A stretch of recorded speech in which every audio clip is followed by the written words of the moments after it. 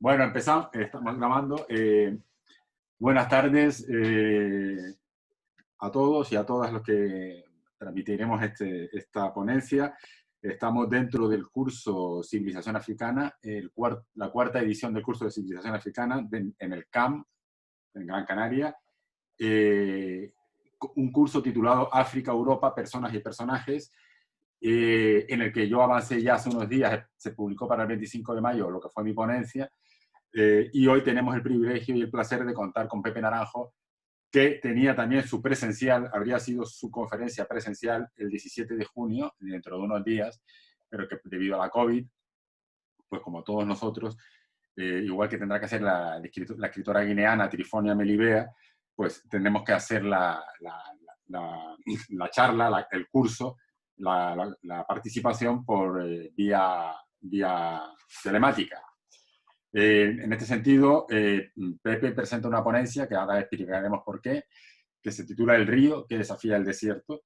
Voy a presentar a Pepe en pocas palabras. Entre nosotros no necesita presentación, pero evidentemente va a estar su ponencia colgada de la web del CAM, con lo cual efectivamente vamos a cubrir un amplio espectro, ¿no? Digamos, de tener mucha gente acceso a ella, ¿no?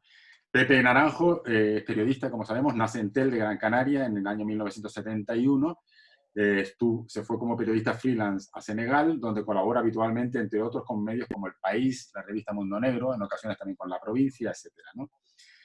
Entre otros temas, y desde 2011, año de su instalación en Dakar, ha realizado un seguimiento especial y sobre el terreno de la guerra de Malí, la epidemia de ébola en Guinea-Conakry, Sierra Leona y Liberia, el conflicto de Boko Haram en Chad, Níger y Nigeria, el terrorismo en el Sahel, las rutas de la inmigración africana en países como Senegal, Mali, Níger y Mauritania, la transición política en Gambia, y actualmente realiza la cobertura del coronavirus en África.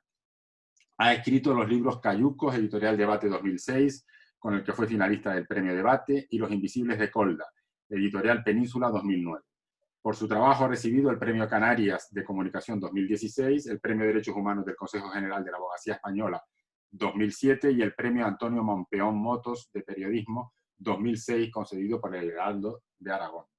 Recientemente ha publicado el libro, y de ahí el titular también de esta clase, de este curso, de esta clase de Pepe, El río que desafía el desierto, de editorial Azulia 2019, que recibió el año pasado el primer premio Saliu Traoré de Periodismo en Español sobre África 2019. Este libro va a ser el hilo conductor de esta charla que, como comenté también en su momento, en mi presentación, Pepe y yo hemos decidido hacerla en un formato más o menos dialogado, ¿no? Bueno, y entonces vamos a hacer una pequeña introducción. En principio, yo quería preguntarle a Pepe, ¿por qué es importante este libro, Pepe? ¿En qué destacarías tú que este libro tiene algo de especial, de particular, digamos? Bueno, antes que nada agradecerte, Juan, y al CAM, por supuesto, la invitación, otro año más, a participar en este curso, que creo que es muy acertado, que desde Canarias, desde Las Palmas, se hable y se investigue y se trabaje y se divulgue sobre el continente africano, que es nuestro continente. Así que encantado de estar aquí. Desgraciadamente no ha podido ser en directo, o sea, en persona, por la historia esta de la epidemia, ¿no? Pero bueno, afortunadamente hoy en día tenemos herramientas técnicas para suplir esos problemas, y además, bueno, pues la oportunidad de que haya también mucha más gente que pueda acceder, ¿no? O sea, lo cual puede ser interesante. Bueno, para mí es un libro muy importante, desde luego. Yo siento que estoy saldando una deuda con este libro publicado el año pasado, porque por mi trabajo como periodista, antes decías, ¿no? Llevo aquí desde 2011, aquí en Dakar, en mi casa, donde estoy ahora, ¿no? Llevo ya 9 años, y la sensación que tengo es que por razones en las que podemos entrar o no, el periodismo que se hace sobre el continente africano pone mucho el foco en cuestiones como la pobreza, el hambre, la guerra, los golpes de Estado, la inestabilidad, las epidemias. Y yo me he visto de alguna manera también arrastrado por esa corriente, aunque a veces uno trata de remar en otra dirección y tratar de publicar historias de otra índole y consigo a veces hacerlo, pero no es fácil, ¿no? Es una pelea constante. Entonces este libro de alguna manera yo creo que ajusta cuentas con mi conciencia, con mi mala conciencia, y digamos que trata de poner en valor lo que es los africanos, las africanas, la vida cotidiana de la gente que cada día lucha por salir adelante, por sobrevivir, incluso por cambiar las cosas. Y como dice la escritora nigeriana Chimamanda Adichie, que sale adelante a veces a pesar de su gobierno, ¿no? Sí, sí. Claro. Y bueno, digamos que para mí es un libro en el que del que yo me siento especialmente satisfecho, ¿no? Cada uno de los libros que yo he publicado era un libro de su momento, de su tiempo, de mi yo en aquel momento, ¿no? De mi yo de 2006, de mi yo de 2009.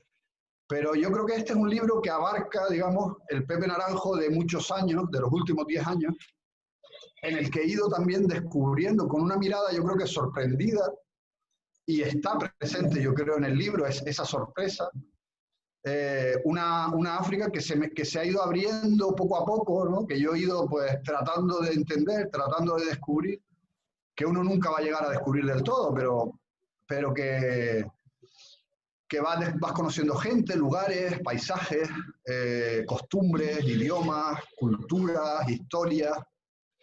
Y este libro yo creo que refleja, o yo he intentado al menos que refleje bien esa diversidad y esa África que es muy efervescente por un lado, muy viva, muy dinámica, muy alegre también, porque no, claro que hay historias tristes, sería muy naif pensar que África es todo positivo y todo es alegre, ¿no? Pero de alguna manera intento equilibrar la balanza. Yo creo que por eso, porque da voz a la gente, también a los africanos y africanas, porque muchas veces en los cursos de historia, en los talleres, cuando hablamos de África, hablamos de acontecimientos o de los destacados intelectuales, dirigentes africanos que han marcado una época, pero quizás hablamos menos de la gente, ¿no? Pues como decía, ¿no? Del sastre, de la señora que vende brocheta, del tipo que está al fondo del camino, ¿no? Que se dedica a vender madera para sobrevivir. Digamos que esa es la gente que puebla las páginas de este libro, y a mí eso me da mucha satisfacción. Nada más tú decías en el texto que nos mandaste para introducir tu clase de este curso, nos decías justamente que es una mirada que se dirige más a los callejones que a las grandes avenidas. Claro. Y decías, hablando precisamente de estas personas, de los africanos y las africanas, decías, sin ellos y ellas el relato sobre África estará siempre incompleto, ¿no? Y en ese sentido, claro, está muy bien lo que tú dices. Además, cuando tú hablas me estaba fijando, hablabas del yo de 2006 en tu anterior libro, el yo de otro momento. Sin embargo, es verdad que en este libro tú como que te desapareces un poco de la escena y cedes a ellos y ellas, ¿no? O sea, ellos son y ellas los protagonistas realmente de la historia. Cuando yo te pedí participar en este curso, lo hice y te acuerdas, lo hablamos aquella noche por teléfono, era un poco por ese tema también, decir, es que realmente yo estaba disfrutando muchísimo el libro, porque era un fresco del África actual a través de una míriada de personajes diversos, ¿no? Que era justamente una de las formas que yo quería que este curso titulado, como decía antes, África, Europa, personas y personajes, tuviera su salida, ¿no? Y tuviera su presencia, ¿no? Y su forma de... Mira, lo que dices, me gusta mucho escucharlo de ti, ¿no?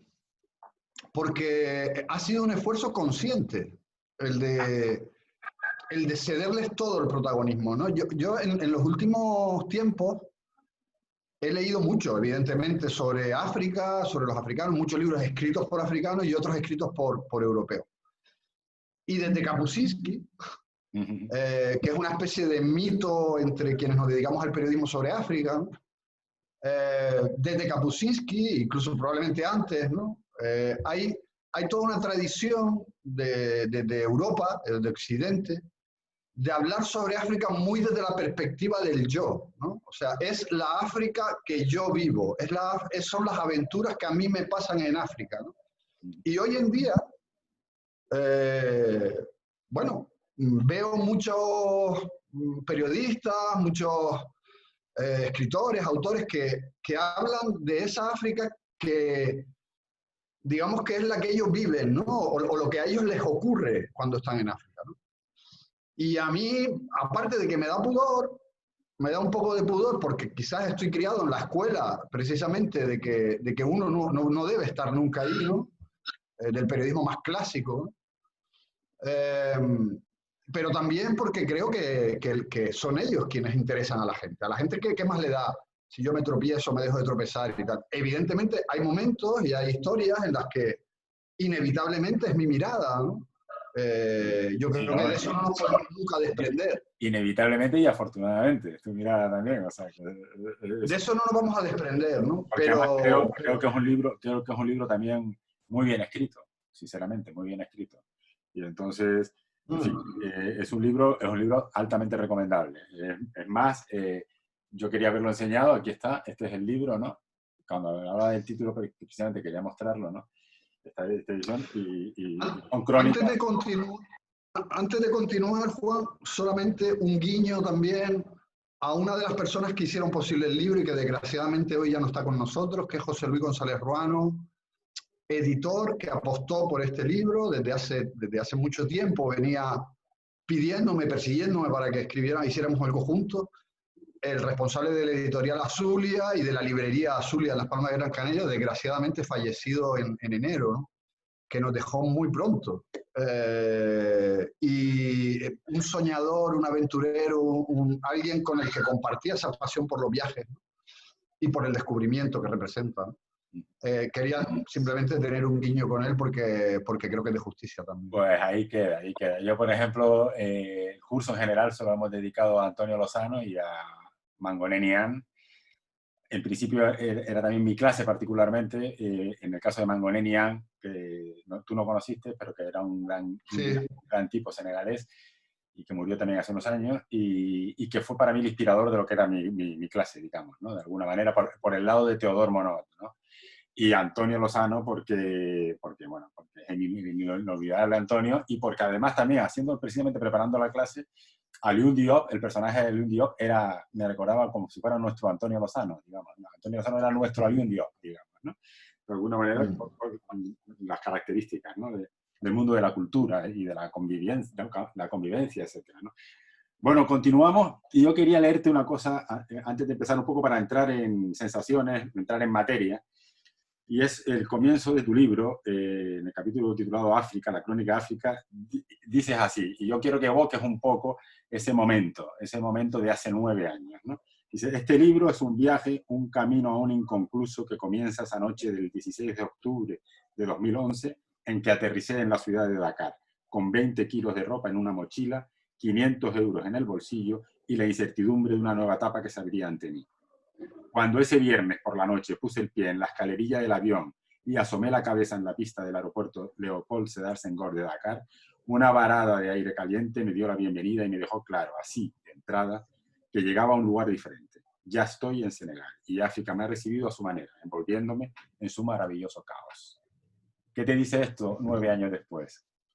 Pues me trae muchos recuerdos, ¿no? Porque, pues imagínate, ¿no? Un periodista ya no tan joven, ¿no? Entonces ya yo tenía 39 años cuando decido dar el salto, ¿no? Que emprende pues un camino arriesgado y diferente, el de, pues bueno, pues venir hasta el continente africano, instalarme aquí, aprender muchísimo, con los ojos y las orejas abiertas, ¿no? Y tratar de contarlo, ¿no? Porque a mí me parece que ahí estaba el enorme potencial, ¿no? Que había, digamos, yo creo que un déficit de gente que contara África desde aquí, ¿no? Que tratara también de ser puente un poco, ¿no? Entre los dos mundos, me refiero sobre todo en los grandes medios, en los medios generalistas, ¿no? Pues fue un momento de mucho miedo, y de mucha incertidumbre, de mucho, con mucha escasez también. Y recuerdo los primeros días, ya yo conocía Dakar, había estado en alguna ocasión. Es una gran ciudad, ¿no? No es enorme, pero es una ciudad, ¿no? Todo te va sorprendiendo por todos los lados y que te tienes que ir haciendo el mapa de la ciudad poco a poco, ir a los sitios. Recuerdo que empezaba a aventurarme, pues un día vas a un sitio, otro día vas a otro, tal. El tema de los transportes, claro, de repente pues, uno está acostumbrado, pues en Madrid coges el metro, no sé qué, o Las Palmas caminando, o la guagua, tal. Pero de repente te tienes que adaptar a todos nuevos, ¿no? Los taxistas, el regateo, los saludos, de los que yo en el libro también hablo en ocasiones. Sí, tenemos ocasión de hablar. El idioma, yo el francés entonces lo hablaba pues muy básico, ¿no? Había hecho 3 años en la escuela de idiomas y me defendía, ¿no? Pero bueno, todo eso, el Wolof, ¿no? Todo eso ahí, y a la vez pues mis urgencias. Yo recuerdo que yo llegué cargado de urgencias a África porque claro, yo no venía becado, ¿no? O con dinero en el banco, ¿no? O de vacaciones. Yo venía con la urgencia de empezar a producir para poder instalarme y que esto fuera rentable de alguna manera. Entonces, Claro. fue una gran aventura profesional y personal, ¿no? Entonces, el libro empieza con esa introducción también para situar un poco a la gente y son, como habrás visto que el libro se estructura ahí entre cada 5 capítulos del libro, hay como una especie de paréntesis en el que yo trazo como una crónica también en los únicos lugares en el que me permito abiertamente aparecer de repente, ¿no? Te permites abiertamente aparecer, pero compartiendo muchos de ellos con personajes también y dándole a esos personajes una importancia singular, ¿no? Como quizás nos dé tiempo a ver. Quiero, por ejemplo, te voy a ir soltando, como sabes, una serie de frases de autores de tu obra y de tus crónicas y tú me dirás, tú dirás lo que te parezca a partir de ellas, ¿no? Los pueblos que habitaban el Sáhara, antaño un vergel, se tuvieron que desplazar a medida que se fue convirtiendo en desierto y el Valle del Nilo fue uno de sus destinos. Hassan Boubou Demba, conserje alma del Museo Nacional de Mauritania. Tú al escribir esta frase dijiste, ahí queda eso, ¿no? En fin, los museos, todo esto que da a entender este hombre en esta frase, que efectivamente yo también creo eso, ¿no? Ahí queda eso. ¿Qué querías decir con ello? Esto se ha cortado. Vale. Bueno, el Sáhara, ¿qué te voy a contar? A mí es un lugar que me fascina y ese párrafo en concreto es una historia que sucede en Mauritania. A mí, yo estoy enamorado de Mauritania. Es un país que por un lado es un país hostil o que puede parecer hostil a primera vista, pero que aprendes a quererlo. Hay muchos elementos que te golpean, ¿no? de Mauritania, su convivencia reciente con la esclavitud, el tema de la mujer, cómo funcionan los códigos, es muy diferente al resto de África. Mauritania no tiene nada que ver con ningún país africano, es totalmente diferente, ¿no? Son 4 millones de habitantes en un país enorme, eran nómadas hasta el otro día, su relación con el desierto, con los camellos, a mí es un país que me fascina totalmente. Y tiene una historia poderosísima, ¿no? Yo cuando lo conocí, Pepe, perdona, yo cuando lo conocí, la par de veces que estaba por allí, y la sensación del desierto y de la inmensidad, había leído un libro también que se llamaba Descalza por Mauritania, de una francesa que regalé ese libro hace ya mucho tiempo, y realmente la sensación que tuve es que yo le llamaba el no país. El no país. Me parecía, era ese paisaje, esa inmensidad, ese mundo despoblado. De cierta manera, sí, me llama mucho la atención. Ha cambiado, ¿eh? Ojo, Mauritania es un país que está experimentando, bueno, como toda África o buena parte de África, ¿no? Está experimentando procesos de cambio muy interesantes, ¿no? Y Mauritania está cambiando. Nouakchott o Nouadhibou, por ejemplo, que es una ciudad, quizás hablaremos más tarde, ¿no? Pero Nouadhibou, que es una ciudad que es, bueno, pues que tiene muchísimos vínculos con Canarias y que tiene un gran puerto pesquero, en 4 o 5 años que no la visitaba, estuve el año pasado o este año y ha pegado un cambiazo brutal, brutal. O sea, se está desarrollando, ¿no? Mucho. Pero sí, bueno, la historia del desierto, de los pueblos que lo habitan, es una historia absolutamente increíble y maravillosa, ¿no?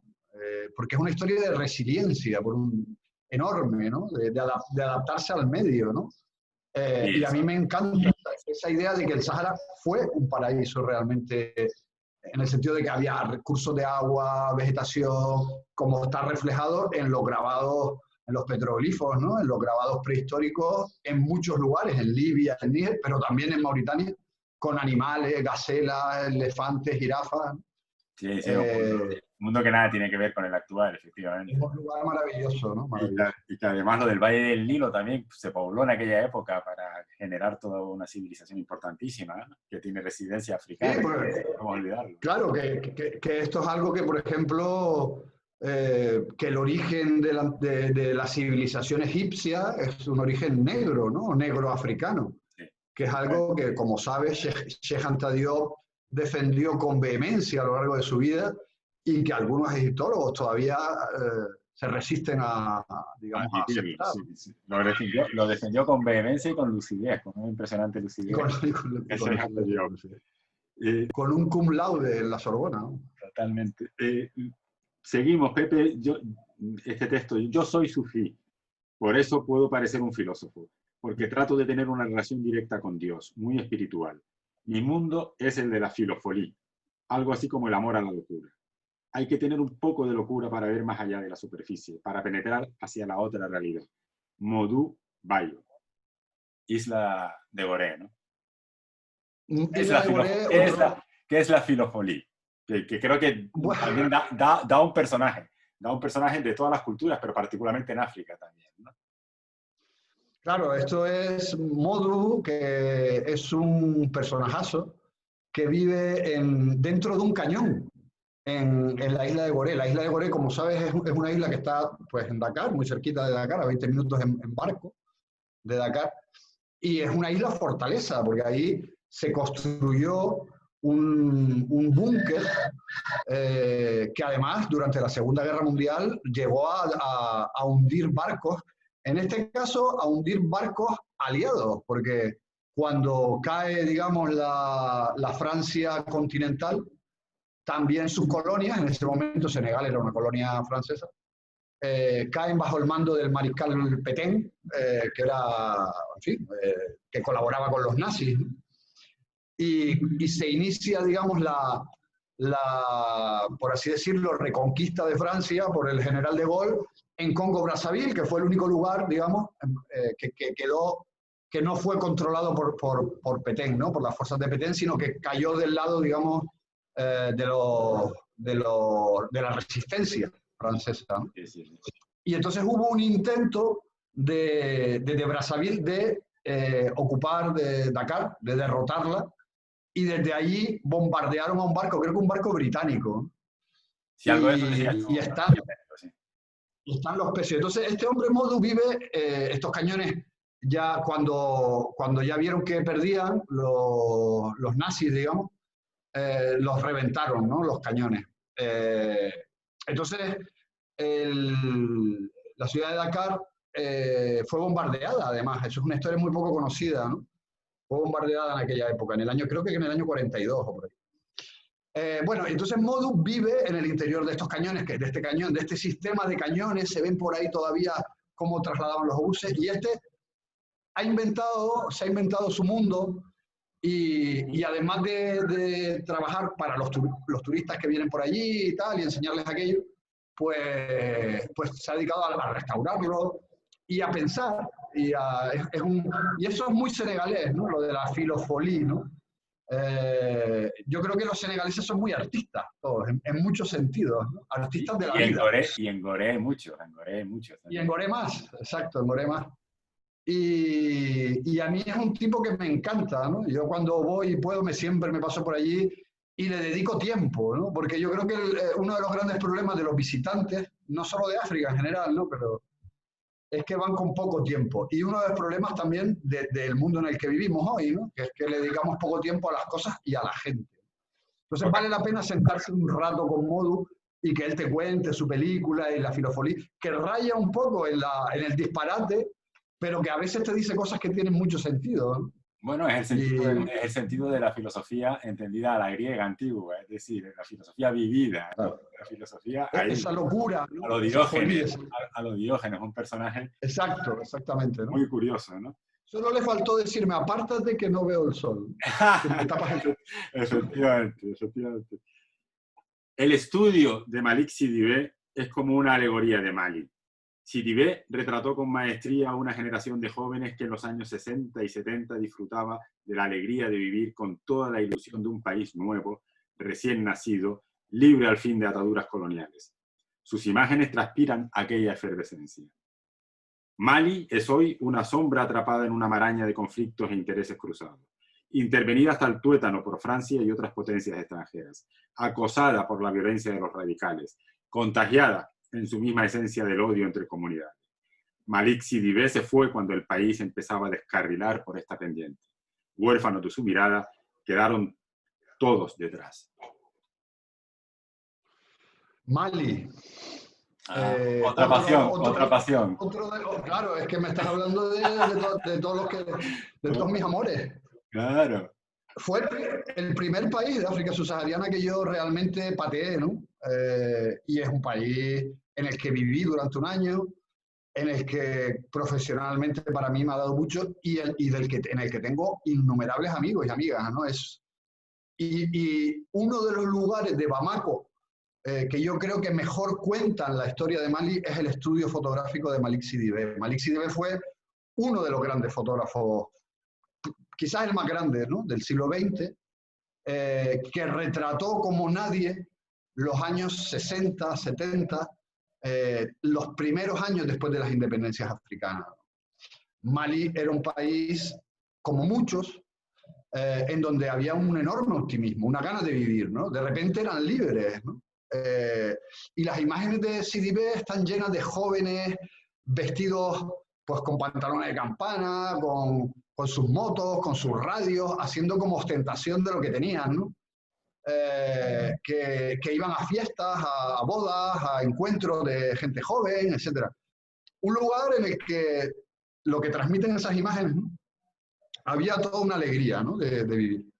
Y hoy Mali es un lugar en el que en Bamako hay que tener cuidado a dónde se va, porque ha habido atentados y que 2/3 partes del país son muy peligrosas realmente. Y es un país en el que muere la gente a diario prácticamente en ataques, en atentados, en explosivos. O sea, realmente ha habido un deterioro enorme, ¿no?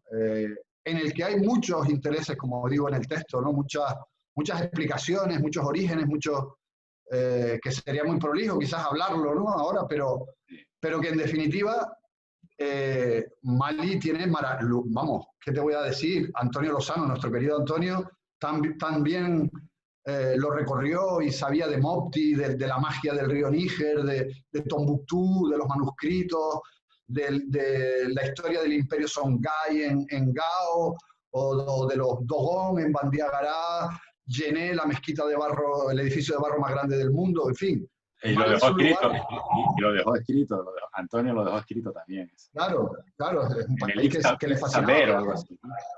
Es normal, ¿no? Que le fascinara, porque es que realmente Mali te llega, ¿no? Muy, muy adentro. Y luego, yo creo que de todos los países que yo he ido recorriendo, probablemente la gente con más pozo de todo ello, ¿no? De su historia, de su cultura, de su música. Joder, ¿qué te voy a decir de la música de Mali? Salif Keita, Fatoumata Diawara, de su cine. O sea, realmente Mali, desgraciadamente hoy lo asociamos con la guerra, el conflicto y el terrorismo y tal, pero Mali es una historia fascinante.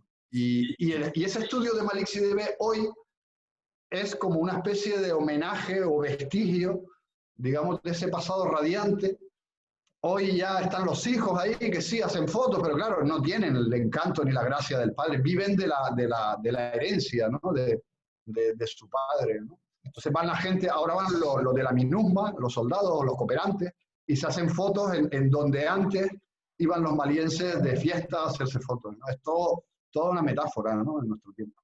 Y fíjate tú, lo que has dicho me hace recordar una visita que hice a la librería Présence Africaine en París y estaba Christine, la viuda de Alioune Diop, y entonces yo le hablaba de Burkina Faso, sin conocer Burkina Faso tampoco en ese momento, y ella me dijo, no, no, no, donde tienes que ir es a Mali, tienes que ir a Mali. Y justamente por eso, porque me decía, Burkina Faso es un país donde por cada habitante hay 2 ONG. Y me decía ella, claro, pero Mali es la esencia de lo africano. Ahí está la esencia, me decía. Es ahí donde está. Probablemente te lo dijo hace algunos años ya, ¿no? Cuando tú dices lo del pozo, cuando tú dices lo del pozo en África, perdón, en Mali, es cierto. Yo creo que es un país, por eso quise también comentar lo de la historia, ¿no? Un poquito, es muy difícil porque no tenemos tiempo, pero la historia de África en Mali tiene un epicentro, digamos. Tiene un epicentro brutal, ¿no? Quiero hablar contigo también de la mujer. En el libro, no te iba a decir que en el libro hay también, hay que pensar que es un libro que está dirigido pues a un público, un poco a todos los públicos, ¿no? Y también pues mi humilde intento de que gente que a lo mejor no ha estado nunca o no ha oído mucho hablar de África, se acerque por primera vez a ese continente, ¿no? Entonces, también hay un esfuerzo por contar a través de la gente y a través de las pequeñas historias que yo voy contando, pues contar también la magnífica gran historia con mayúsculas de África, ¿no? Que es tan desconocida, desgraciadamente. Yo creo que ese es el mérito del libro, el valor que tiene fundamental, la importancia que tú le dabas al principio que estábamos hablando. Es decir, a partir de pequeñas historias se cuenta una gran historia de África, ¿no? Ahora estamos en un momento con la COVID-19 asediados por las pandemias, digamos, ¿no? Pandemias que, por otra parte, existen habitualmente o con frecuencia en África, ¿no? En ese sentido, tú escribes y hablas del ébola y hablas de las mujeres contra el ébola. Y bueno, entresaco también un texto tuyo que dice, víctimas de este virus que se agazapa en los bosques y los animales salvajes y que de tanto en tanto salta a un ser humano y se extiende silencioso, colmatando los cementerios y dejando un reguero de muertos y miedo a su paso. Son los virus zoonóticos, ¿no?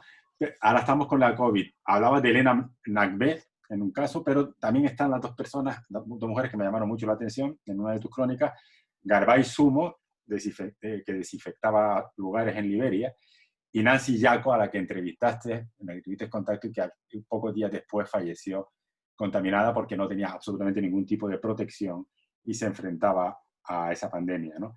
En fin, hablar de ellas, hablar de cómo tú que estás haciendo la cobertura de la COVID-19, cómo África se enfrenta a las pandemias, si existe realmente algunas cuestiones que son puramente médicas, como algunas veces me has comentado, pero también el tema comunitario, es decir, el tema tradicional comunitario. Por ejemplo, y quiero ser muy rápido porque no quiero ocupar tiempo, Carlos Taibo, el profesor anarquista de la Universidad de Madrid, escribió otro día un artículo comentando algo muy curioso. Decía que entre Extremadura, que ha sido una zona muy castigada por la COVID, ¿no? Y el Alentejo, que estaba al lado, en frontera, en el momento que Extremadura ha dado 500 muertos, en el Alentejo se había producido un solo muerto. Y una de las posibles explicaciones era la historia comunitaria tradicional, donde no existe una base hospitalaria tan importante y donde los viejos residen en las familias y se confinan antes, entre otras cosas, ¿no? Bueno, yo lo dejo ahí, pero para que me hables un poco de esa pandemia. Este tema daría solo él para 1 hora y media, ¿no? Claro. Pero bueno, te doy 2 pinceladas. Yo desde el principio de esta pandemia de COVID-19, y ahí están las hemerotecas, ¿no? Me he esforzado por contar en los medios las fortalezas que yo encontraba en este continente para hacer frente, ¿no? Y no yo, porque yo puedo tener más o menos idea, pero la sensación que había aquí en África de que estaban mejor preparados que nunca para hacer frente. Había todo un discurso, que sigue habiendo, todo un discurso de que en África iba a haber una catástrofe, llegó gente a decir que los muertos se verían por las calles de África, sin tener muy en cuenta determinadas capacidades que este continente tiene y que están muy ligadas a su manera de ser, a su cultura y a su tradición y a su sistema sanitario. Te cuento una cosa rápidamente. Yo tengo una buena amiga que es antropóloga, que es de origen camerunés, Julien Anoko, y coincidí con ella en Congo, en la última epidemia de ébola, la penúltima, porque ahora hay otra, pero la penúltima, el año pasado, y me decía, estábamos hablando de los médicos, del despliegue frente al ébola de la Unión Africana, ¿no? y de la OMS. Montón de médicos, montón de coches, montón de tal. Y me decía Julien, fíjate, que para mí a mí me encanta Julien, yo la quiero, ¿no? Y me decía, dice, Pepe, el drama de todos estos médicos es que toda su ciencia aprendida en universidades, todo su saber, todos los aparatos técnicos, y esto ya se puede aplicar a la COVID, todos los respiradores, todos los ventiladores, todas las camas UCI, no sirven de nada si la señora que está en el fondo de la selva no asume la enfermedad que tiene y no sale de ahí o no adopta las medidas necesarias para cortar la transmisión de la pandemia. Y con el ébola es igual.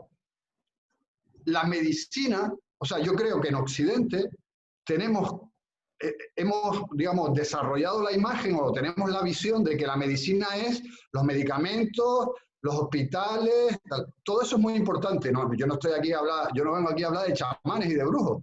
Todo eso es importante y ojalá que muchos países africanos tuvieran más. Pero la medicina también es trabajar con la gente. También es, sobre todo cuando estamos hablando de salud pública. Y estos son emergencias de salud pública en las que África tiene unos tics adquiridos que no existen en Europa. Cuando aquí dijeron lavado de manos, pero es que no tardaron nada, todos, en tener todos los negocios, en tener su lejía, su tal, porque ya sabían lo que había que hacer. Y los países que tienen experiencia de ébola, agentes comunitarios de salud, hay en todas las comunidades y en todos los barrios. Yo he ido a los pueblos más recónditos y hay un agente comunitario de salud que está al loro de si alguien que conoce a todo el mundo y desde que a alguien no lo ven o tal y cual, oye, fulanito, tal, no sé qué, la gente se cuida aquí, unos a otros. Y eso es muy, muy importante para frenar esto. Si tú vives en un edificio no sabes lo que pasa a tu vecino, pero aquí la gente se cuida. Y como decías, la gente mayor vive en casa de la gente, entonces se les cuida, se les protege. Y eso ha sido fundamental, fundamental. Claro, y de Europa con ese aire de superioridad que lamentaban los muertos en África, y aquí lo que nos tendríamos que dar cuenta y lo que es evidente es que muchos de esos viejos que viven solos muchas veces te das cuenta que han muerto cuando huelen, ¿no? Es decir, es así de crudo, ¿no? Es así de crudo. Y es lo que le decía África, claro, y es lo que le decía África a Francia, cuando en el verano del 2003 murieron una cantidad enorme de viejos de la subida de calor, solos. Y ellos decían, nosotros tenemos temperaturas superiores a esto y a nosotros no se nos muere un viejito así. No se nos muere. Claro, es una forma. Y a mí lo que más pena me da de todo esto, o no pena, en fin, es que esa prepotencia le está impidiendo, digamos, al mundo desarrollado aprender algunas lecciones que podría aprender fácilmente. Tantas, efectivamente. Claro, tantas, en tantos ámbitos, ¿no? Tantos ámbitos. El desprecio, el desdén con el que pues mira esto, no sé qué. Aquí están haciendo, bueno, pues tanteando, haciendo pruebas con cosas, a ver qué es lo que funciona, porque no tienen recursos, claro que no los tienen, y ojalá que los tuvieran. También habría que profundizar en por qué no los tienen. ¿Por qué las sanidades y las educaciones públicas de los países africanos están como están? Sí, nos llevaría muchísimo tiempo, pero estamos hablando de planes de ajuste estructural, años 80, años 90. Claro. No, pero Juan, no quería olvidarme de Nancy Yoko y por supuesto de todas las mujeres que has nombrado. Nancy Yoko es una enfermera que trabajaba, la jefa de enfermería del hospital de Kenema, en Sierra Leona. Y cuando yo estaba cubriendo la epidemia de ébola y llego a Kenema, hablo con ella, ¿no? Y ella no tenía guantes, no tenía mascarilla, no tenía el ébola, con un 80% de letalidad, no el COVID con un 2,5%. Sí, y entonces, claro, le preguntaba, ¿pero no tienes miedo? Y me decía, coño, claro que tengo miedo. Dice, ¿pero qué hago? ¿Dejo que en mi comunidad se mueran en sus casas sin recibir atención? Mis compañeras, hay compañeras que ya han muerto. Estamos aquí doblando turnos. a los 15 días falleció. Era atender ébola para pacientes de ébola sin las medidas adecuadas. Era un suicidio directamente, claro. Y falleció. Y visto desde fuera. Tantos y tantas sanitarios y sanitarias, ¿no? No, es tremendo, es tremendo. No, pues a mí esa escena, ese momento del libro me resulta... Y luego, Juan, que decías lo de las mujeres, ¿no? El ébola es que es muy puñetero, porque el ébola es menos contagioso que la COVID, ¿vale? No se transmite por el aire, hay que estar en contacto con la persona enferma, hay que tocar su piel o estar en contacto con su fluido. Por tanto, el ébola a quien mata es a los cuidadores. Claro. Sobre todo sin protección ninguna, claro. ¿Quiénes son los cuidadores? Los sanitarios, por supuesto, pero y las mujeres en las casas. Claro, ¿quiénes cuidan a los enfermos? Claro. Es muy puñetero el ébola en ese sentido. Con las prisas, olvido presentarme como es debido y comienzo la entrevista. Entonces Abubakar Touré me interrumpe, me agarra del brazo y me dice, no corras. Antes de nada quiero decirte algo. Tú y yo somos primos hermanos. Tenemos la misma sangre. Mis antepasados marroquíes y españoles llegaron a Gao en 1591. Se hicieron con el control de la ciudad y se casaron con mujeres songhai. Nosotros venimos de ese mestizaje. Desde entonces hemos guardado los símbolos de aquel poder. La bandera, la corona, los tambores que usamos para llamarnos entre nosotros. Somos los Arma, los andalusí, y estamos orgullosos de nuestro origen. Mi padre fue el jefe tradicional de esta comunidad durante 40 años y ahora lo es mi tío. Ya sabes quién soy. ¿Y tú quién eres? ¿Y tú de quién eres? Como decimos en Canarias. Fantástico, ¿no? Es decir, la importancia de ese saludo, ¿no? Pero qué lección, ¿no? ¿Qué lección te lleva ahí? Sin duda, sin duda. Por eso te decía que aquí estás aprendiendo todo el rato, ¿no? Yo llego a Gao para hacer una serie de reportajes sobre la ocupación de la ciudad de Gao por los yihadistas y me entero que el tercer alcalde, que era Abubakar, se había quedado, porque mucha gente salió de la estampida, ¿no? Pero él se había quedado. Digo, bueno, este hombre tiene una entrevista, era la máxima autoridad, digamos, que se había quedado en la ciudad. Y voy a hablar con él, y entonces yo llego, pues, en tropel, ¿no? Como vamos por la vida muchas veces los periodistas también, ¿no? Que es que venga, que tal, que luego tengo otra entrevista, o que tengo que ir a escribir, o que la tal. Y entonces, bueno, hola, buenas tardes, mire, que soy yo el que le había quedado con usted para la entrevista. Mire, a ver, primera pregunta, a ver. Y entonces aquel hombre me dice, tranquilo, te voy a explicar primero quién soy. Claro. Y entonces me suelta toda esta movida, ¿no? Entonces, claro, de repente yo, claro, ojiplático, porque me estaba hablando él, claro, de cuando los marroquíes y los andalusíes con el Pachá Yuder o Joder, que venían, bajaban y ocuparon Gao, lo cual cambió el curso de la historia tremenda, una historia tremenda, y funda la saga, digamos, de los Armas, de la que Antonio Lozano también habla en su libro, ¿no? No, es impresionante, sí. Es la belleza, entonces, es una de las bellezas en África, ¿no? Es decir, ese saludo, esa forma de entender la vida. Eso te iba a decir, ¿no? Que vosotros tenéis el reloj, nosotros tenemos el tiempo, de alguna manera, ¿no? Yo lo cuento precisamente en el capítulo, es el capítulo el párrafo que utilizo para acabar el capítulo en el que hablo de los saludos en África, de la importancia de saludarse. Yo también cuento en el libro, recuerdo, de ir paseando por Gendar, en San Luis, el barrio de Gendar, el barrio de pescadores, con el profesor Ibrahim Hassen, que es un amigo que es de allí, que es un señor mayor y tal. Y claro, era imposible hablar con él, porque es que cada paso que daba, pero no es esto de... no, aquí no se saluda así, aquí te paras, saludas, hablas con la gente, le preguntas por sus mayores, por su familia, te dan las novedades de lo que pasa. O, por ejemplo, hay una cosa maravillosa, y es lo de las pequeñas tiendas de barrio, ¿no? Las que nosotros llamamos las tiendas de aceite y vinagre, pues aquí existen en las ciudades y en los pueblos, por supuesto, pero en las ciudades también, y las tiendas no son solo tiendas. La gente no va a la tienda cada día y compra un poquito porque no tienen nevera, no, la gente ya tiene neveras en las ciudades, pero la gente sigue yendo cada día a comprar un poquito de aceite, un poquito de azúcar. ¿Por qué? Porque la tienda es un lugar de socialización, porque es que es ahí donde se enteran si se ha muerto el fulanito que estaba enfermo, si la vecina de no sé quién ha parido, o si el emigrante que está en Europa. Es un lugar de encuentro. Claro. Y eso son esas pequeñas cosas, ese hilo fino del que está hecho la vida aquí en África, que a mí me gusta tanto. Esas tiendas que tanto echamos de menos. Me refiero con el tema de las grandes superficies, ¿no? Y esa imposibilidad de volver a las droguerías o a los lugares que en su momento A mí me cuesta... quizás tengan que volver en algún momento, espero, quizás. Aquí, quizás, En esa relación, en esa relación entre productores y consumidores, sin intermediarios. Sí, en algún momento, ¿no? y el consumo local, ¿no?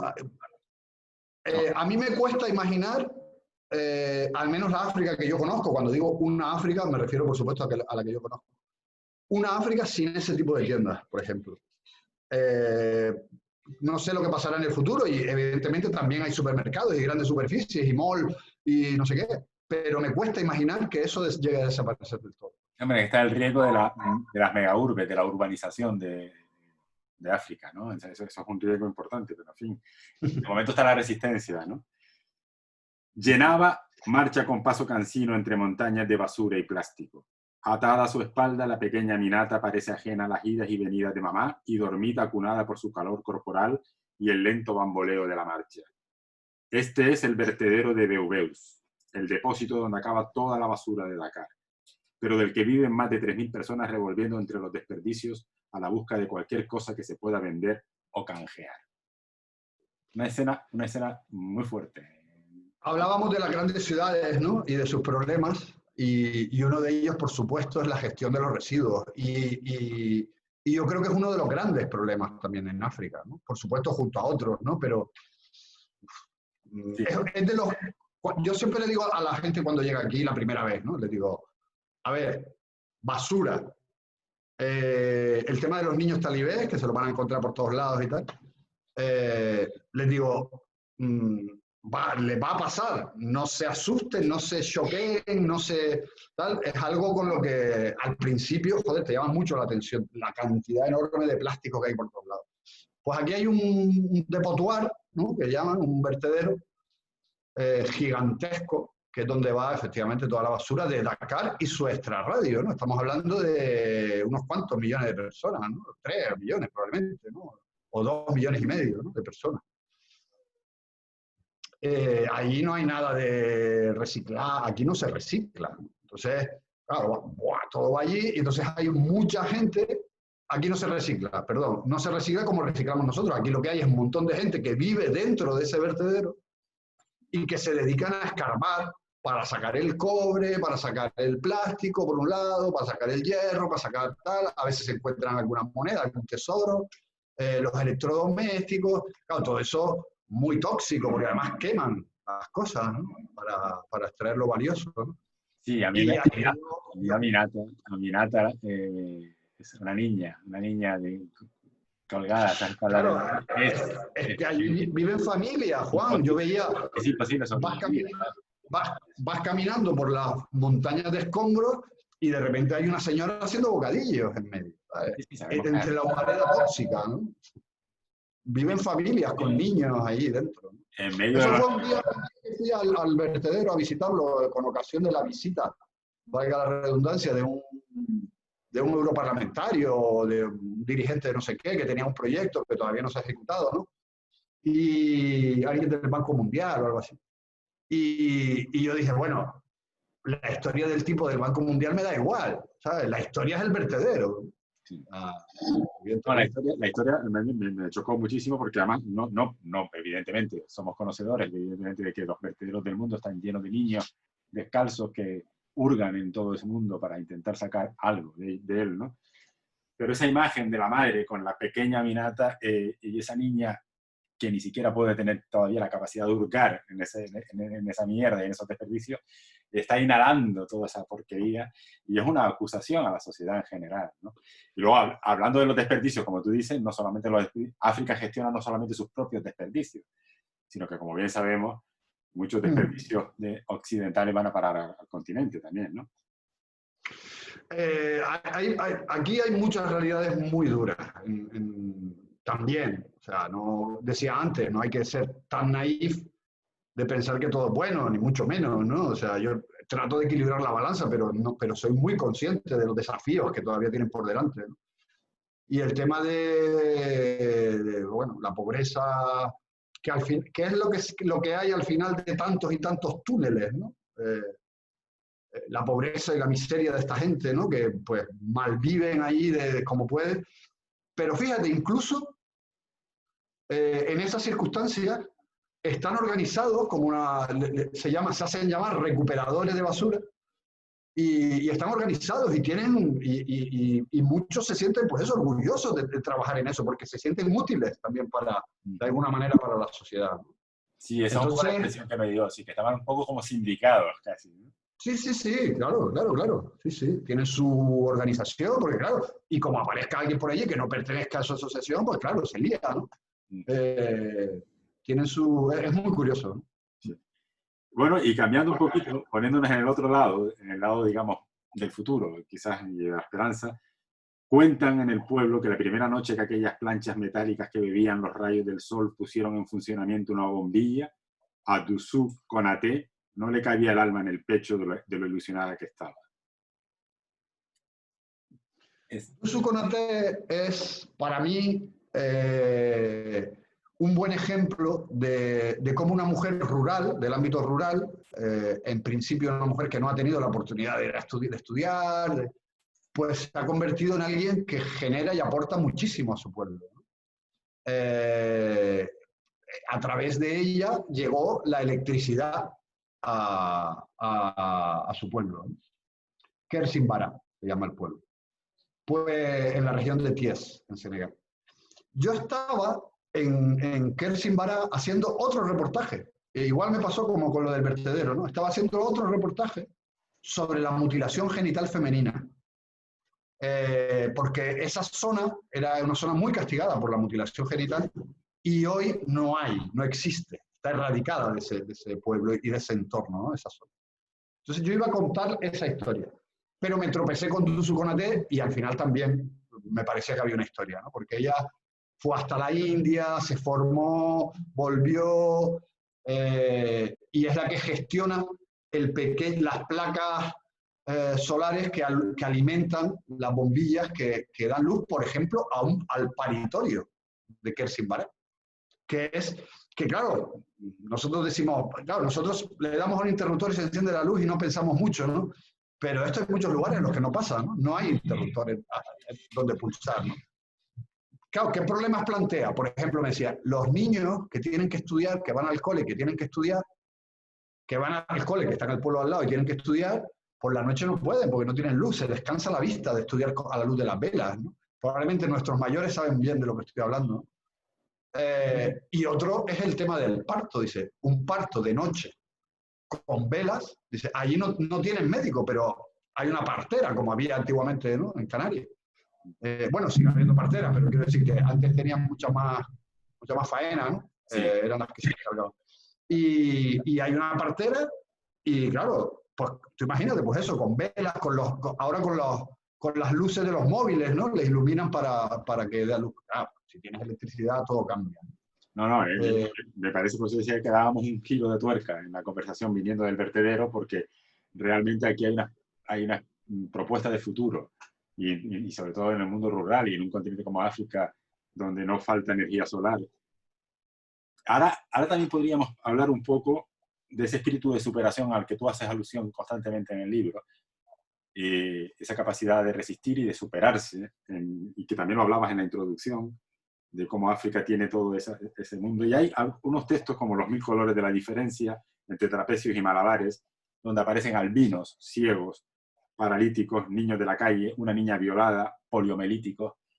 Bueno, no quiero que hablemos de todos ellos, pero son gente que ha conseguido darle la vuelta a situaciones de muchísima dificultad, de muchísimo impedimento, ¿no? Y un poco, por ejemplo, el caso de los albinos, ¿no? Hablaba de Keita, de Salif Keita, ¿no?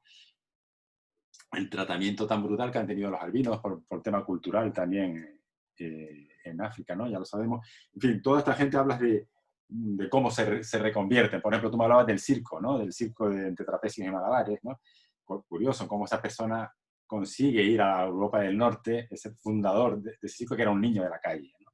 Bueno, pues un poco ¿Qué te sugieren? Bueno, ¿qué me dices de esos personajes, ¿no? Es que esa es la África que a mí me interesa trasladar, ¿no?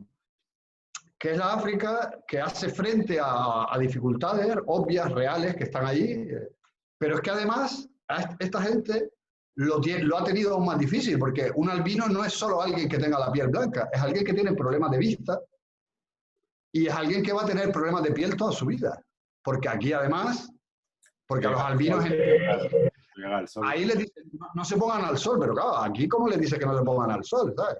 Claro, claro. Entonces, es un problema, ¿no? Porque van a desarrollar problemas de piel, el tema de la vista, etcétera, ¿no?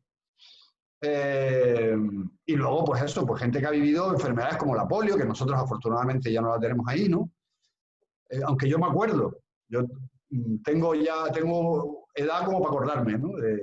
De casos, ¿no? Cuando era niño.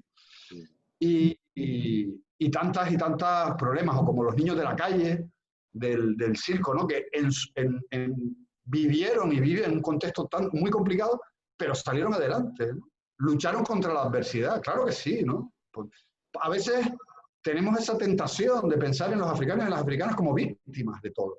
Claro, claro, y ahí tú los recuperas de una manera fantástica, ¿no? Entonces, ante todo son personas, claro, con sus complejidades y con sus sufrimientos, sin duda, pero también con una increíble capacidad de adaptarse a la situación, ¿no? De salir para adelante, increíble, muchísimo mayor que la nuestra. O sea, son realmente lecciones de vida, ¿no? Que yo me he ido encontrando y que estoy encantado de compartir con la gente, porque es que me parecen fascinantes. Sí, una fortaleza impresionante. Y hablando de la poliomielitis, yo recuerdo, por ejemplo, cuando estuve en Ouaga, en Burkina, me llamó la atención porque yo conocía otros lugares, otras capitales, que es lo que yo conozco, digamos, en África Negra, y siempre estaba el poliomelítico por medio. Además, ese poliomelítico que lo veías en las reuniones, en las asambleas, que era capaz de subir, bajar todos los estrados con 2 muñones en las manos y subir luego todo, después de pegarse un meeting, ponerse en la cola de esos oradores naturales que suelen ser muchos de los africanos, ¿no? Y sin embargo, en Burkina no veía poliomelítico. Y tenía que ver con la política de vacunación de Tomás Sankara, porque todavía venía de aquella generación, ¿no? De aquella época, lo cual también es un detalle. La polio salvaje está a punto de ser oficialmente declararse erradicada de África. Si todo va bien en este año 2020. La COVID ha complicado la cosa porque las últimas campañas de vacunación que se estaban haciendo se han tenido que suspender. Y los últimos rincones en donde queda polio es el noreste de Nigeria, que es donde operan varios grupos, Boko Haram y otros grupos terroristas. Pero ojalá que la polio, de hecho, la OMS pretende acabar con la polio en el mundo, ¿no? Que queda en Pakistán y no sé si en India y por ahí en Asia, pero en África, en concreto en Nigeria, y imagínate, ¿no? Que es como la viruela, ¿no? Que se erradicó, lo que representaría, ¿no? Para el mundo. Hoy quizás nosotros no seamos conscientes, pero es que hace 40, 50, 60 años era terrible. Había muchos niños que la sufrían. Totalmente. Y un continente con nombre de mujer. Seguimos insistiendo en eso. Dices, las mujeres africanas no encajan con facilidad en esa imagen construida por la narrativa occidental de sujetos pasivos que sufren sin rechistar todo tipo de abusos. Da igual en qué país, contexto o circunstancias, abundan los ejemplos de lucha, su sacrificio y su capacidad real de cambiar las cosas. Solo hay que reprogramar la mirada para verlas en toda su dimensión. Todo cambia y África con ellas. Lo está haciendo también. Y en esta frase tuya, que dices muchísimo, luego quiero destacar una frase de Aminatu, que estuvo con nosotros aquí también en Las Palmas, Aminatu El Mokhtar, mauritana, que decía, necesitamos menos tribus y más ciudadanía. El papel de esta mujer.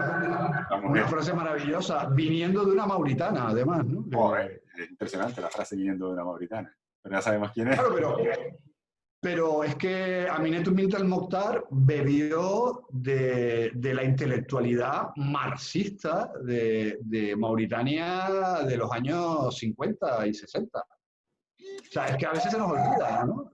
Lo vemos eso, mira, ahí están estos con la melfa y tal, con el bubu, no sé qué, ahí tomando té y tal. No, vamos a ver, cuidado, ¿eh? que se nos olvida. Que Pues, debajo de esa melfa, cuidado, ¿eh? Cuidado. Claro.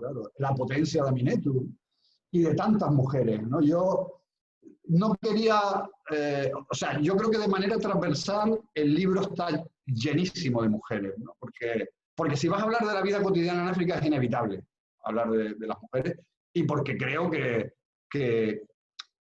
no es ni mucho, yo no lo planteo como un homenaje a las mujeres están ahí, salen, ¿no?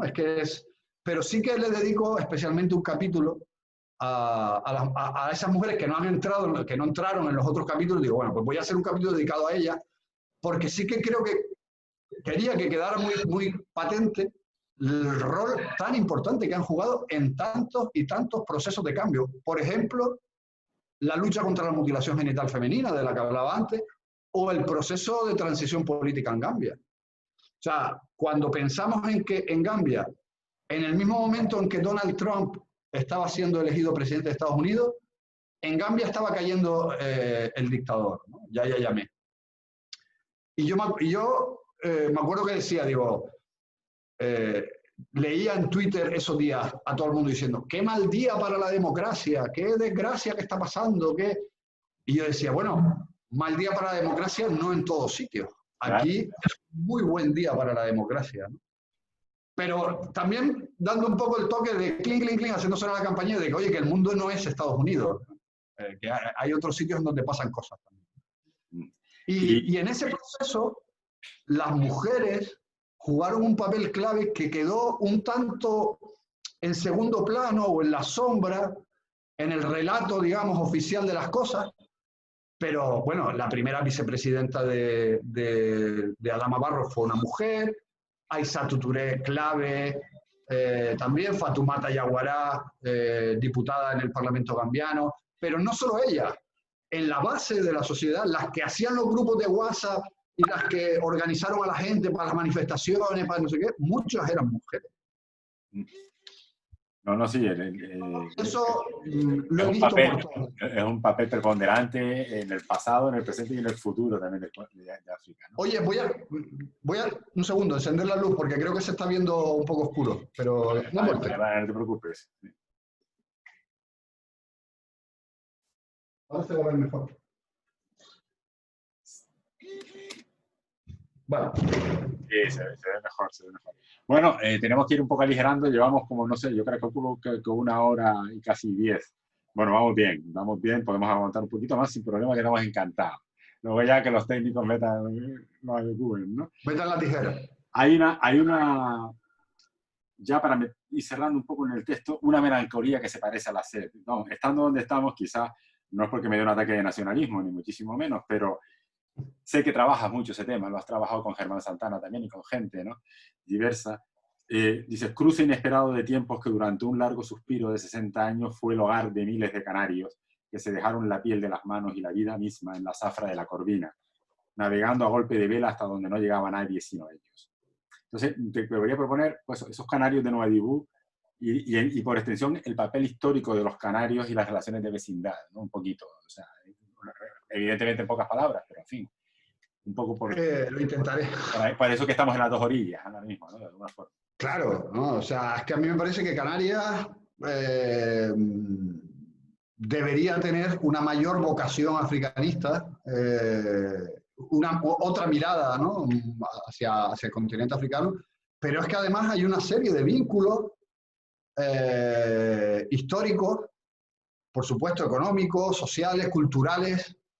Bueno, en fin, no descubro nada cuando digo que los canarios autóctonos, digamos, los primeros pobladores venían del continente africano y que durante siglos después de la conquista castellana se mantuvieron estrechos vínculos, sobre todo Lanzarote, Fuerteventura, el tema de la pesca. Entonces, yo he investigado especialmente el tema de las huellas, digamos, de esos pescadores en toda la costa mauritana y hay historias fascinantes. Por ejemplo, gente mayor que todavía hoy te dicen galleta, niño, o los gofio, cabra, o los términos que hablan, en los términos que aprendieron de los canarios, o todos los términos que usan de la pesca son lo aprendieron también de los canarios, ¿no? Macho arriba, macho abajo, viento, vela, trinquete, todo eso te lo dice un tipo que solo habla hasanía, ¿no? De repente son expresiones que utilizan. Entonces, en Nuadhibou en concreto hay un barrio, que es el barrio del Charco, en donde todavía ya se ha desaparecido, ¿no? Digamos, ya no están allí los canarios, pero durante años vivieron allí cientos de canarios, ¿no? Y la historia está por contarse, la historia de ellos, ¿no? Yo creo que, y yo creo que habrá, ojalá, historiadores en el futuro que se interesen por esto, porque fue un punto clave, ¿no? En la historia de África y de Canarias. Y entonces, ese capítulo, una melancolía que se parece a esta, esa es una expresión que utiliza Saint-Exupéry, no es mía, pero yo la rescato, digamos, la recupero, de su libro Terre des Hommes, Tierra de Hombres, ¿no? Porque Saint-Exupéry, el autor del Principito, como saben, pasó mucho tiempo entre Nuadhibou, San Luis, porque era uno de los pilotos, él era aviador, y era uno de los pilotos del Aeropostal, que era el servicio de correo aéreo que había implementado Francia en sus territorios de ultramar, ¿no? Y no solo los suyos, luego llegaron hasta Argentina, Brasil, etc. Y fue una compañía privada francesa, ¿no? Que fue el origen de Air France, ¿no? Pero bueno, no me enrollo. Entonces, Saint-Exupéry, el autor del Principito, se quedaba en la casa del gobernador, y entonces escribió un párrafo una noche hablando de lo que era Nuadhibou, ¿no? En esos años 20, años 10, años 20, no sé exactamente en qué época fue, a principios del siglo XX, y hablaba eso de que en Nuadhibou que había como una melancolía que se parece a la sed, ¿no? Y a mí me encantó esa expresión y yo la aprovecho y la utilizo para mi capítulo, pero bueno, en fin, recuerdo que es de él, que no es mía, ¿no? Y que hablando de esto, para hacerlo de las relaciones de vecindad, yo tenía la sensación, que no he estado suficiente tiempo en África, de que Las Palmas es una ciudad conocida. Sí, muchísimo. Muy referencial en muchos aspectos, muy referencial en aspectos no solamente para los saharauis, que es evidente, pero para mucha gente. No, y tú puedes decir, bueno, vale, sí, para los saharauis, para los marroquíes, para los mauritanos. No. En Mali, Las Palmas es conocida y es sinónimo. O sea, tú le preguntas a un maliense de cultura, hombre, más o menos, media, digamos, y el tipo dice, sí, Las Palmas, y lo identifica con un lugar de lujos, con un lugar de donde ir de compras, donde disfrutar del paisaje, de la playa, ¿no? Como un lugar paradisíaco de alguna manera, ¿no? Supongo que toda la propaganda turística habrá jugado también un rol. Y el comercio de la maleta, que hablaba Aminata de que su hermana mayor lo hacía, conocía el archipiélago mucho más antes que ella, en ese sentido, ¿no? Sí, pero bueno, Mauritania, Marruecos, bueno, pues hay una proximidad, pero ya te digo, Senegal, Gambia, Mali, la gente le va sonando, lo de Las Palmas. Y Canarias, decía al principio, ¿no? Yo creo que si una comunidad autónoma o un territorio europeo está llamado, a jugar un papel clave, a ser puente, como he dicho tantas veces, ¿no? A ser puente con África, ese es Canarias, porque es que somos el territorio más próximo a la África subsahariana. Entonces, y además es que tenemos Las Palmas, por ejemplo, es una ciudad muy africana en muchos sentidos. Muy africana, muy abierta, muy cosmopolita, en donde tú vas paseando por las canteras, que si los mauritanos, que si los coreanos, que si los no sé qué, que si... Digamos que hay esa mezcla y yo creo que incluso el carácter nuestro es muy africano en muchas cosas. Entonces, vamos a aprovecharnos también de esa proximidad y vamos a tender puentes para aprender, para trabajar con los africanos y africanas, para echarles una mano en lo que ellos quieran y se pueda también, ¿por qué no? Pero sobre todo para contribuir al conocimiento mutuo, porque de ahí saldrán cosas maravillosas. Y si no somos capaces de entregarnos a esa riqueza relacional, no tendremos perdón realmente, porque hay mucho de lo que aprender. Pepe, tenemos que ir cerrando poco a poco. Qué pena, porque aquí estaba yo ya enrolado. No, y yo también, pero en fin. te comenté en su momento también que en la relectura que hice de este libro, del río que deshacía el desierto, entendí algo que no había entendido en mi primera lectura, y era que de repente yo quiero ver personajes, y personajes están ahí, estamos hablando de ellos, ¿no? Hay muchos más. La gente, ya digo, debe leer el libro porque hemos hablado de un porcentaje pequeño de todo lo que el libro tiene a través de africanos y africanas, pero luego me descubrí que hay escenarios que son personajes. Es decir, hay lugares, animales, objetos, costumbres. Y entonces son escenarios que de alguna manera, históricamente o bien en la actualidad, facilitan también la posibilidad, crean la posibilidad de la aparición de los personajes humanos del libro, ¿no? Entonces quería proponerte, a modo de decirte una serie de ellos, y a modo de fogonazo tú me digas un poco las impresiones que te causan cada uno de ellos, ¿no? Por ejemplo, el río Níger y el desierto. Los he juntado, lo tenía separado, pero lo he juntado porque realmente es el río que desafía el desierto, ¿no? Entonces, es el título de tu libro. Pero esos dos elementos... Es el título de mi libro porque no solo hay un capítulo dedicado al río Níger, sino porque yo creo que es una metáfora de lo que es para mí los africanos y africanas, ¿no? Es ese curso de vida, de agua, que atraviesa un entorno a veces hostil, pero que así todo sale adelante y acaba desembocando, ¿no? en el delta del Níger, ¿no? Sí. El río Níger para mí es la magia, es la historia, porque bueno, la curva del Níger, cuna de grandes civilizaciones. El río Níger y el desierto son la magia, la historia y el aprendizaje del orgullo de ser africano y africano. Sí, esas civilizaciones que crecen en la curva del Níger, ¿no? Durante toda la historia, a lo largo de la historia.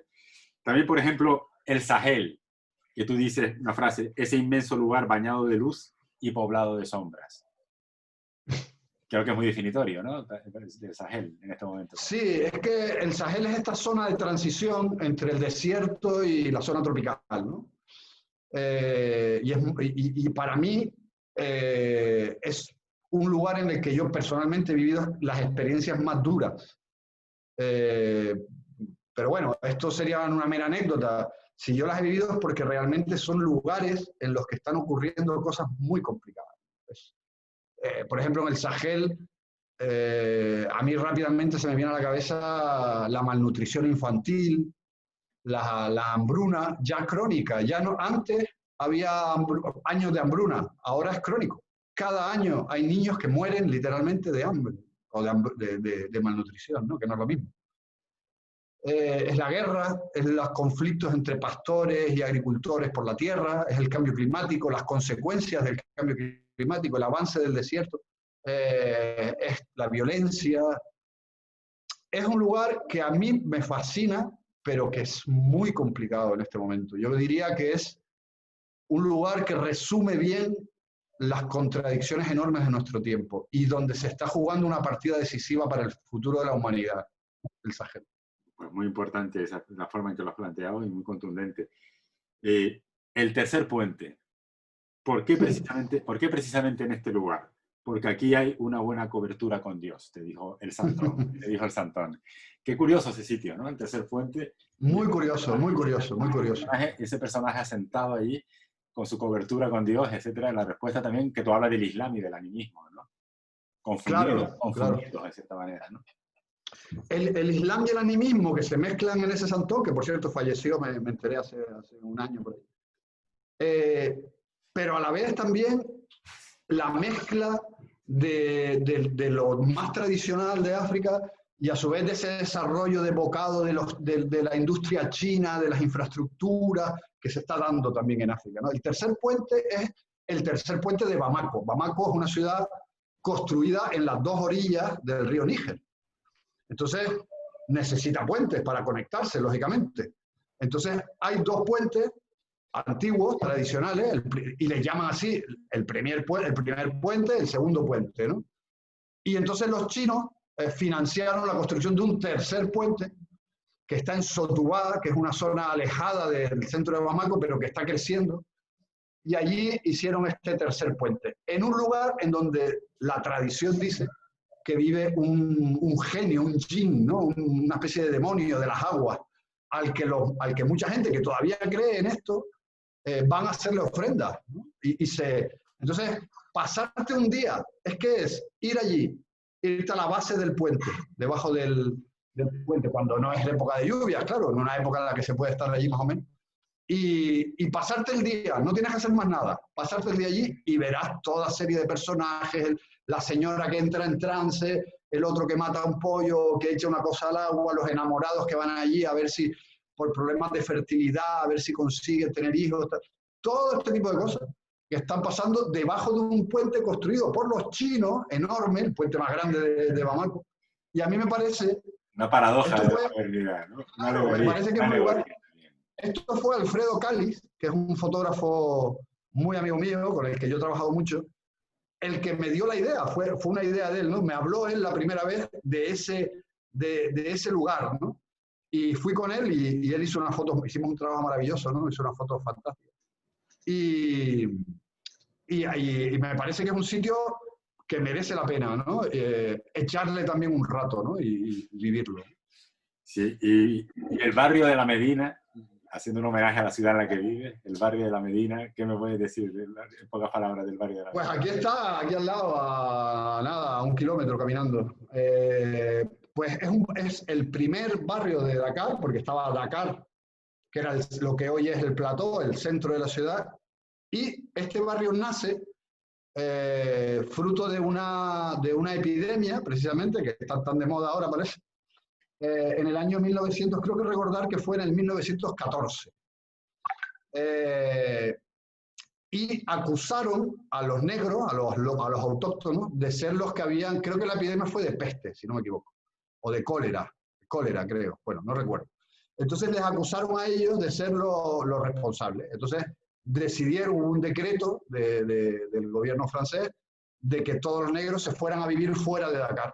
Entonces les construyeron un barrio ahí en la Medina. Y ese barrio hoy es un barrio con una personalidad absolutamente diferente al resto de Dakar.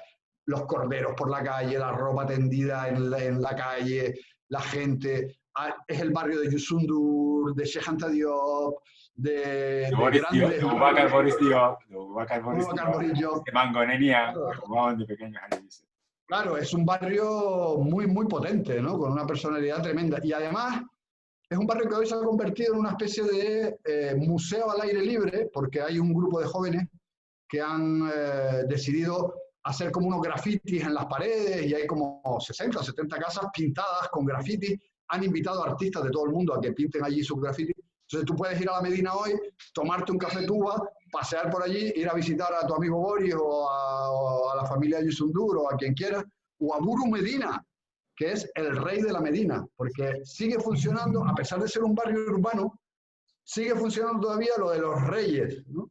Entonces, este hombre, Buru Medina, creo que hablo de él en el capítulo también, es el señor mayor, digamos, que se respeta allí en el barrio, ¿no? Es como la autoridad tradicional, ¿no? del barrio. Y de paso ves todos esos murales maravillosos. Y es una pena tener que ir cerrando, pero por ejemplo, vamos a juntar dos conceptos, el baobab y el arroz. Bueno, dentro de lo que es las plantas, los árboles africanos, ¿qué les voy a contar, ¿no? de lo que representa no solo en la mitología en el imaginario occidental el baobab, también a través de la obra de Saint-Exupéry, por ejemplo, ¿no? Del Principito, sino también en la mitología y en el ser africano, porque es un árbol que está extendido por muchísimos países africanos y que además es un árbol medicinal. O sea, se aprovecha del baobab, se aprovecha prácticamente todo, la fruta, las hojas, el tronco, la savia, prácticamente todo. Y además, me contaba una vez un sabio, ¿no? Que decía, el baobab es sagrado. Y entonces me decía por lo bajín, dice, bueno, nosotros le hemos dado carácter sagrado para que los niños no estén subiéndose al árbol y para que tal, ¿no? Para protegerlo, ¿no? Porque saben de su importancia. Y luego estos pueblos a los que vas y estos baobabs enormes que son, bajo sus ramas se pone la gente, ¿no? a hablar. Bajo sus ramas decide todo bajo sus ramas. Claro. No solo baobab, pero bueno, también. Y además son preciosos, ¿no? No sé si sabes esta leyenda del baobab, que parece ser que era tan orgulloso y tan pretencioso que quiso con sus ramas alcanzar el cielo. Y entonces Dios lo castigó y le dio la vuelta. Entonces, por eso, cuando uno ve un baobab, te parece que las formas son como raíces, las ramas, Sí, ¿no? las ramas son raíces, efectivamente. Sí. Le dio como la vuelta. Y luego el arroz, en Nigeria hablo yo del arroz, pero el arroz también está presente es la base de la alimentación de la África que yo conozco, desde luego. Y es una pena que no, África no sea autosuficiente en arroz y que lo tenga que importar, ¿no? Pero están trabajando duro para conseguir no depender tanto del exterior, ¿no? Pero visité una fábrica de arroz en el norte de Nigeria y me fascinó el proceso también y lo importante que es para ellos, ¿no? Ese producto, ¿no? Y para cerrar, Pepe, bueno, no es que sea el tema más, pero es el tema de siempre, las fronteras, ¿no? Las fronteras. Y hay una maravillosa frase de Senghor que tú pones cuando hablas de las fronteras, que no es exactamente quizás lo que podemos hablar de la frontera hoy, pero sí me recuerda el mundo literario, el del realismo latinoamericano también, de Juan Rulfo, por ejemplo, ¿no? Cuando Senghor dice, en África las fronteras no existen, ni siquiera entre la vida y la muerte. Eso es una realidad, evidentemente, para los africanos. Pero las fronteras, tú te encargas de desmentirlo, entre comillas, hablando definitivamente de qué pasa con las fronteras, ¿no? De qué pasa con todo esto, ¿no? Atreviéndome a llevar la contraria al Con la maestro muerte de Floyd, que me comentabas el otro día, ¿no? ¿Cómo se ha tomado en África la muerte de Floyd? En el sentido de decir, bueno, ¿qué pasa con las fronteras también? En el sentido que me decía, Europa deja morir en el Mediterráneo a muchísimos africanos y ahora se rasga las vestiduras en las capitales, que lo tiene que hacer el mundo entero frente a escenas de ese tipo, pero realmente tú me decías, en África el tema de Floyd, del asesinato de George Floyd, no ha sido un tema... Mira, en fin. yo creo que Senghor, atreviéndome a interpretarlo, ¿no? Está haciendo referencia evidentemente a esa África en la que las fronteras no tienen mucho sentido, tal y como se trazaron, ¿no? Porque, como ya sabemos, dividieron pueblos, juntaron bajo las mismas entidades estatales a pueblos que no estaban acostumbrados, digamos, a convivir o a tener relaciones entre ellos. Digamos que lo que Senghor creo que está planteando con eso es que estas fronteras construidas desde una perspectiva externa no tienen sentido, no existen en realidad. O sea, yo conozco muchas fronteras aquí en África Occidental, que además es un lugar de libre circulación de personas hasta que llegó la COVID, y hasta que llegaron las leyes europeas de migración que tratan de impedirlo. Es un lugar en el que la gente va de un lado, de un país a otro, comercia y tal, y el 85% de las migraciones africanas son intraafricanas, la gente se mueve entre los países. Y hay... la gente se siente más en ocasiones de su etnia que de su país. Y sus etnias son multinacionales, o sea, plurinacionales, perdón. Los PEL están en Benín, en Togo, en Nigeria, en Mali, en tal, y además muchos de ellos son seminómadas todavía, con lo cual están haciendo la transhumancia. En fin, yo creo que Senghor está hablando un poco de todo eso, ¿no? Pero si nos venimos a la África de hoy, desgraciadamente, vemos que las fronteras han adquirido una dimensión muy real y que afecta a la vida de la gente. Por ejemplo, con el tema migratorio, ¿no? Es decir, asistimos al absurdo de que a senegaleses que llegan a Níger, por ejemplo, con el ánimo de emigrar, pues se les detiene allí en frontera, no se les deja seguir, se les trata, pues, en fin, esa mentalidad del compartimento estanco la hemos acabado imponiendo, digamos, en los dirigentes también africanos, en las policías, en los sistemas, digamos, de gobierno, ¿no? Africano. Y luego lo del tema del racismo, que por supuesto que hay que denunciar el racismo en Estados Unidos, que no es de ahora, que forma parte, como decía Spike Lee el otro día, forma parte intrínseca de la historia de Estados Unidos. O sea, Estados Unidos se construye sobre la base de la esclavitud. Y se construye sobre la base de la discriminación racial. O sea, esto es así, esto es la historia. Y no ha terminado de superarlo, efectivamente. La famosa democracia sobre la que se apoya no es una democracia para todos. No lo era para los esclavos cuando escribieron la Declaración de Independencia, no lo era. No lo era en absoluto, en absoluto. ¿No? En absoluto. Y la discriminación es muy tenaz y existe todavía. Pero claro, Eso hay que denunciarlo y hay que estar ahí, por supuesto, sin duda. Pero vamos a ver, es que ponemos todos el foco en lo que está pasando en el otro lado del océano y bajo los alféizares de nuestras ventanas están muriendo la gente porque hemos construido un muro invisible, legal, que les impide venir de otra manera a los africanos y africanas. Y ya no te hablo de las concertinas de las valles de Ceuta y Melilla que no son de adorno, o de la negación de auxilio de las embarcaciones en el Mediterráneo, ¿no? Que es la vergüenza, ¿no? O de Idomenia en Grecia, o de Moria en plena Europa, ¿no? Las condiciones de la gente allí, ¿no? Que alguien, no sé, tendría que petar un cable ya de una vez, ¿no? Y decir, ay, que estamos hablando de seres humanos, ¿no? Entonces, claro, es como que tenemos esa tendencia a seguir la moda, a ver el gran mal del racismo en tal, cuando aquí, por supuesto, existe el racismo, por supuesto que existe la discriminación y por supuesto que está muriendo la gente como consecuencia de nuestras políticas. Efectivamente, como decía Yayo Herreros, todos los días se abren las fronteras para que entren los materiales y los minerales que facilitan, que posibilitan la vida en Europa, y sin embargo se cierran para los seres humanos de manera brutal, ¿no? De manera brutal. Pepe, podríamos seguir hablando interminablemente, es decir, decirle a la gente que este libro merece la pena. Es un gran libro. Bueno, Juan, te voy a contratar para que me hagas promoción, ¿no? No, pero creo sinceramente que hemos... Te lo agradezco mucho, te lo agradezco mucho. No sé si hemos conseguido entrar solamente en una parte del libro, pero yo qué sé, se podría hablar de los cines, se podría hablar del burro, de los animales, de los corderos masacrados, malgré les moutons, ¿no? Es decir, el Artabaski, etcétera, toda esa fiesta donde caen tantos, ¿no? De las ciudades, las megaurbes, otro tema importantísimo, tu impresión. Lagos. Estás en el libro de Lagos, y luego esas mini ciudades importantísimas históricas, Tombuctú, Chinguetti, Guadán, etcétera. En fin, hay tantas cosas en el libro que no nos daría, tendríamos que hacer 2, 3 charlas, ¿no? En cualquier caso, agradecerte muchísimo la participación en el curso este año, que nos iluminas una vez más, joder, con este libro, es impresionante. Agradecer al CAM, aprovecho yo también para agradecer al CAM la oportunidad que nos da, y en fin, espero que contar contigo siempre y poder tener por delante proyectos interesantes.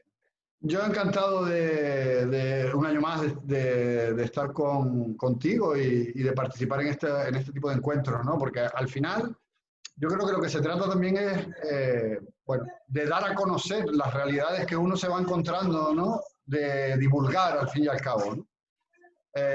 Y eso para mí es algo que forma parte de mi trabajo diario, digamos, y de alguna manera he tratado también de contarlo de otra manera, con otro tono, si quieres, o con otra aproximación en este libro, ¿no? Bueno.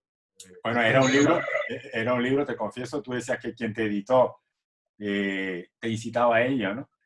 Pero yo también te he dicho que, por ejemplo, era un libro que esperaba. Bueno, aparte de otros, pero este libro en concreto lo esperaba porque sabía que te estabas llenando de experiencias, ¿no? Que te estabas llenando de emociones, que estabas absorbiendo por todos lados y que eso tenía que salir por algún sitio, ¿no? Y entonces, pues nada, enhorabuena por el libro. Muchas gracias. Te tengo que dejar, lamentablemente. Y nada, pásate una muy buena jornada lo que queda de día. Muy bien, muchas gracias. Pues venga, hasta luego, Pepe. Un abrazo. Hasta luego. Chao.